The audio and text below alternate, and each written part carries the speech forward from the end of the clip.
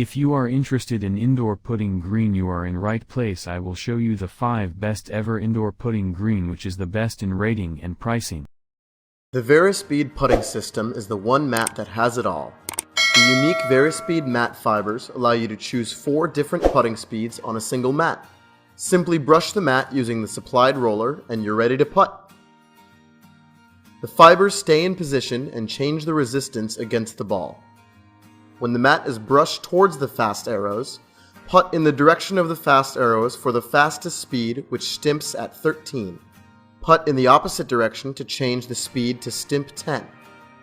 When the mat is brushed in the direction of the slow arrow, putt in the direction of the slow arrow for stimp 7.5 and against the slow arrow for stimp 11. Being able to change the green speed allows you to be prepared for any golf course.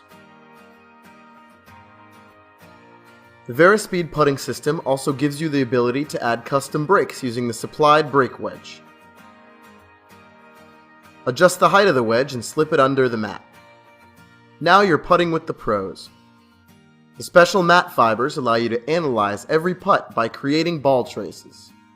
Always be aware of the path of your ball and adjust your stroke until the ball goes exactly where you want it to.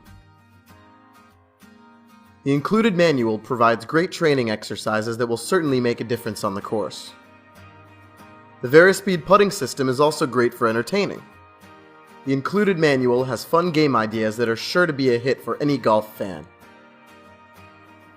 The VariSpeed mat can be rolled up easily and placed back in the box so you can store it when not in use. The VariSpeed putting system is the only putting mat you'll ever need.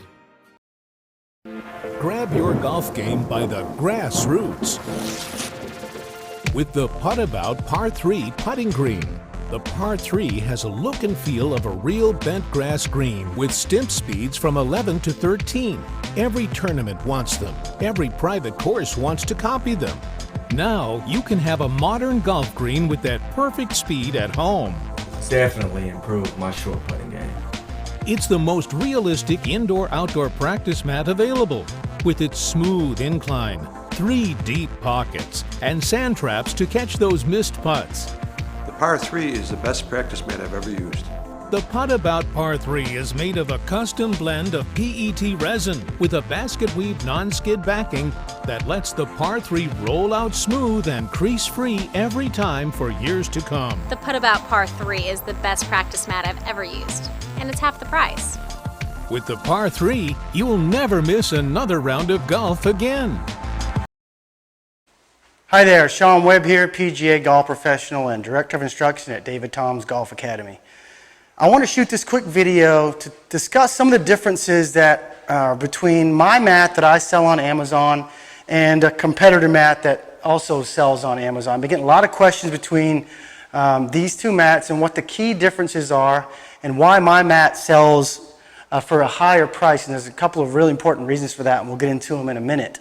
But first of all, I want to tell you a quick story. So I purchased this competitor mat about 3 years ago to work on my own putting stroke and to have something to refer my students to so they could practice their stroke. But when I rolled it out of the box, I was really disappointed because it would not roll flat out of the box. It had creases in it and bumps, and when I putted the ball over it, it tended to hop, and I didn't really get a true representation of the stroke that I made for the putt. And that was a problem because when I practice, I need the ball to roll true. Now, even though I tried to flatten it out, I put books on it, heavy items to make it flat, it still won't. And this is another one I purchased just for comparison's sake.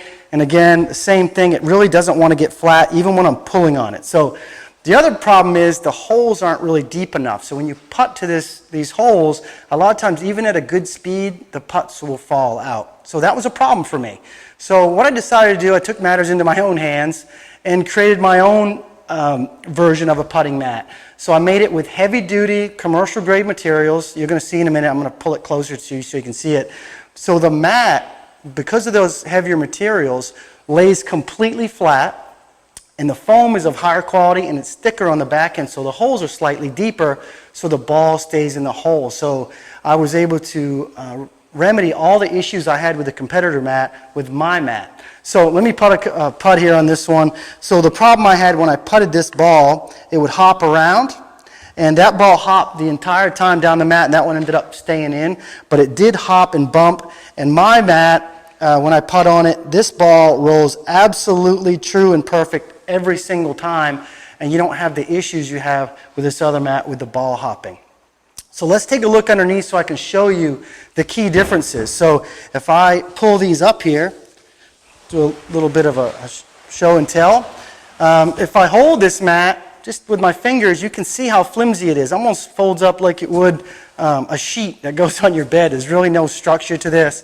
It's completely flimsy. It has no structure to it. You can see I can just fold it up, and this is why this thing creases, because it's not heavy duty at all. It's more of just a toy. This one, on the other hand, I can hold it with 2 fingers, and it's so sturdy underneath with this heavy rubber backing. You can hear that it wants to hold its shape even though I hold it with 2 fingers. And you can, this other mat, I'll pull this closer, this is just really cheap foam, which is why this mat is so inexpensive. This stuff is just not good quality. Now, on the other end of the mat, let me flip this around. The foam on the other end is important as well. This foam on the competitor mat, it pulls off really easy. And you can see how cheap the glue is underneath. This stuff, there's no structure to it at all. It's just really cheap, inexpensive foam and glue, and it comes apart really easy, and that's what you're going to get when you start using it. It's going to start falling apart. You're going to have to buy another one.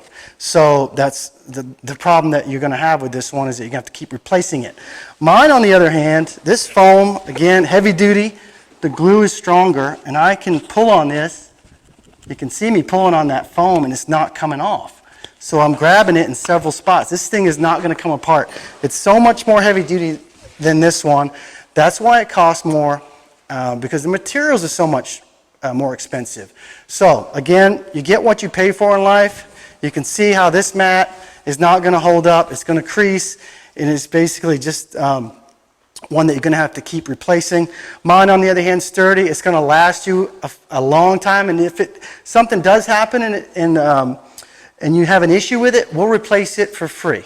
So again, thank you for purchasing the mat or even considering it, but I want to answer a few questions as to what the key differences are, and I hope this helps you out make a better decision.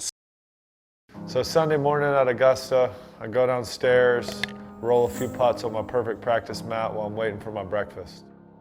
A combination of all the, the putting mat and the laser, and just keeping my practice routine very consistent.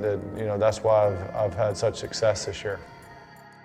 I think being able to practice, even though it was indoors, that was a big part of why I was successful at Houston and rolled it right over into Augusta.